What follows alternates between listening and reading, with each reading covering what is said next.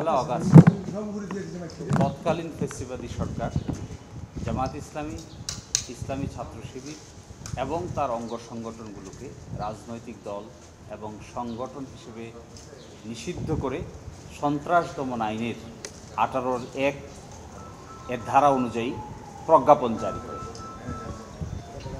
5 তারিখে তৎকালীন সরকারের পতন হয় এবং জামায়াত ইসলামীর নেতৃবৃন্দকে সেনাপ্রধান সহ মহামান্য রাষ্ট্রপতির দপ্তরে আনুষ্ঠানিকভাবে আমন্ত্রণ জানানো হয়। পরবর্তীতে উপদেষ্টা পরিষদ গঠন করার ক্ষেত্রেও জামায়াত ইসলামী গুরুত্বপূর্ণ তাৎপর্যপূর্ণ ভূমিকা পালন করে।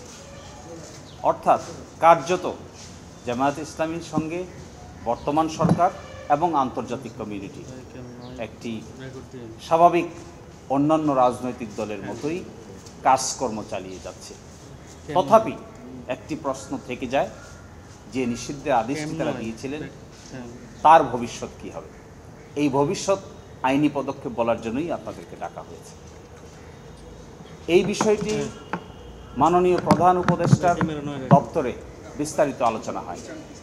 বিস্তারিত আলোচনা হওয়ার সাপেক্ষে আইনজীবীকে দায়িত্ব দেওয়া হয়। যেহেতু এখানে একটি আইনি বিষয় জড়িত আছে, জামাত নিযুক্ত আইনজীবীরা সংশ্লিষ্ট সরকারের দপ্তরসমূহে উচ্চপদস্থ কর্মকর্তা এবং সরকারের উপদেষ্টাদের সঙ্গে সিরিজ অফ আলোচনা চালিয়ে যান। এক পর্যায়ে কি আইনি পদক্ষেপ নিলে পরে এই জিনিসটি সলিউশন করা সম্ভব, এর অংশ হিসেবে আমাদের পক্ষ থেকে আমরা স্বরাষ্ট্র মন্ত্রণালয়কে রিকোয়েস্ট করা হয়। এই রিকোয়েস্টের অংশ হিসেবে তারা আমাদেরকে জানিয়েছেন সকল প্রশাসনিক কর্মকাণ্ড সম্পন্ন হয়েছে। আজকে সরকারি ছুটির দিন। তাদের দেওয়া তথ্য অনুযায়ী আমরা আশা করছি দ্রুততম সময়ের মধ্যে, এমনকি আগামীকালকের মধ্যেই এই নিষিদ্ধের আদেশটি প্রত্যাহার হবে বলে আমাদের তথ্য মতো কনফার্ম করেছেন।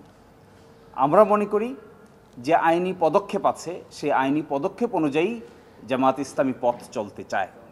আমাদেরকে আইনজীবী হিসেবে আমাদের কর্মকাণ্ড হলো সন্ত্রাস দমন আইনের 19 ধারা এবং সন্ত্রাস দমন আইনের 18 ধারা অনুযায়ী পরবর্তী পদক্ষেপ কি হবে এটি বাতলিয়ে দেয়াই আমাদের কাজ। আমরা তা করেছি, আলোচনা হয়েছে, ফলপ্রসূ আলোচনা হয়েছে।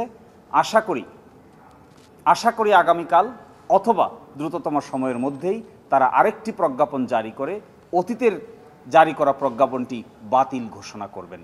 তখন আপনারা নিশ্চয়ই এ ব্যাপারে বিস্তারিত জানতে পারবেন। নিবন্ধনের বিষয়ে কি করবেন আপনারা? আচ্ছা, কোন গ্রাউন্ডে বাতিল করেছিল, কোন গ্রাউন্ডে আপনারা প্রত্যাহার চেয়েছেন? জি, বাতিল করেছিল যে কয়টা কারণ, তার মধ্যে সর্বশেষ কারণ ছিল যে তাদের কাছে, তৎকালীন সরকারের কাছে নির্ভরযোগ্য তথ্য আছে যে জামায়াত ইসলামী এবং তার অঙ্গ সংগঠনগুলো সন্ত্রাসী কর্মকাণ্ডের সঙ্গে জড়িত। অথচ কি ধরনের সন্ত্রাসী কর্মকাণ্ড, কি সেই সন্ত্রাস, কি সেই অ্যাক্টিভিটি, এই মর্মে কোনো ব্যাখ্যা তৎকালীন সরকার দেয়নি। আমরা বর্তমান সরকারকে এটা বলেছি যে আপনাদের কাছে যদি কোনো নির্ভরযোগ্য তথ্য থাকে, কোনো সুনির্দিষ্ট তথ্য থাকে, তাও আপনারা আমাদের দেখাতে পারেন। বস্তুত অর্থে এটি একটি কথার কথা, শুধুমাত্র একটি গণ অভ্যুত্থানের কর্মকাণ্ডকে ভিন্ন দিকে প্রবাহিত করার জন্যই এই ধরনের পদক্ষেপ নেওয়া হয়েছিল বলে আমরা মনে করি এবং বর্তমান সরকার প্রশাসন সবাই এই কথা মনে করে। আপনারা এটা আদালতে না যে সরাসরি কেন প্রজ্ঞাপনের মাধ্যমে? কারণ হলো সন্ত্রাস বিরোধী আইনের বিধান আছে 19 নম্বর ধারা অনুযায়ী আদালতে আসার আগে সংশ্লিষ্ট সরকার কিংবা সংশ্লিষ্ট কর্তৃপক্ষই এই ব্যাপারে পদক্ষেপ নিতে পারেন। যেহেতু সন্ত্রাস বিরোধী আইনের অধীনে নিষিদ্ধ করা হয়েছে, সেজন্য আমাদের সকল পদক্ষেপ সন্ত্রাস বিরোধী আইনের 19 ধারা অনুযায়ী নিতে হবে। সরাসরি আদালতে আসার প্রশ্ন নাই। এই জন্যই এই কাজ যারা নিষিদ্ধ করেছে তারাই এটি প্রত্যাহার করতে পারেন, এই ক্ষমতা আছে।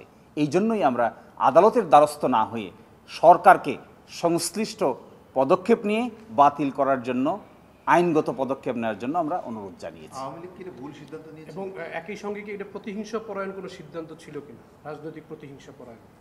এটি স্পষ্ট যে গ্রাউন্ড তারা দিয়েছেন, এই গ্রাউন্ড যেহেতু এক্সিস্ট করে না, এই গ্রাউন্ড যেহেতু বাস্তবে নাই, তাহলে একটি সিদ্ধান্ত নেওয়ার আর কি কার্যকারণ থাকতে পারে?